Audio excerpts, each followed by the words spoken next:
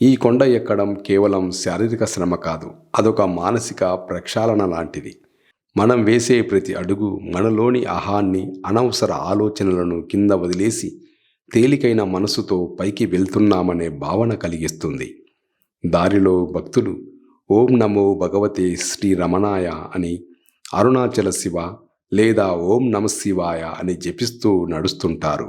ఈ నామస్మరణ మనలో ఒక తెలియని శక్తిని నింపుతుంది. కొంత దూరం పైకి వెళ్ళాక మనం ఒక ప్రశాంతమైన చోటికి చేరుకుంటాం. అదే స్కందాశ్రమం. విరూపాక్ష గుహకు వెళ్ళే దారిలో ఇది మన మొదటి మజిలీ.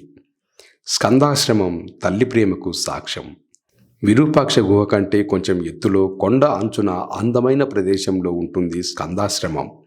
దీన్ని రమణ మహర్షి శిష్యుడైన కందస్వామి నిర్మించారు. అందుకే ఈ పేరు వచ్చిందని చెప్తారు.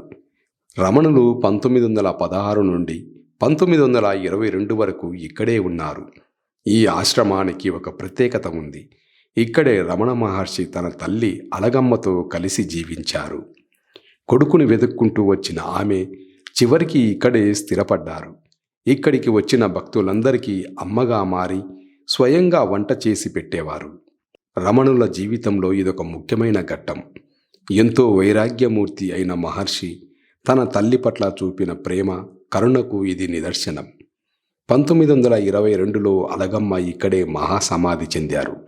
ఆమె దేహాన్ని కొండ కిందకు తీసుకువచ్చి సమాధి చేసిన ప్రదేశమే ఈరోజు మనం చూస్తున్న రమణాశ్రమానికి మూల కేంద్రం అయింది. స్కందాశ్రమంలో అడుగు పెడితే ఆ తల్లి ప్రేమలోని చల్లదనం మనల్ని తాకినట్టు ఉంటుంది.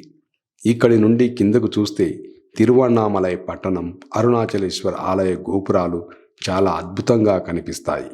ఇక్కడ కాసేపు కూర్చొని ధ్యానం చేస్తే మనసు తేలిక పడుతుంది.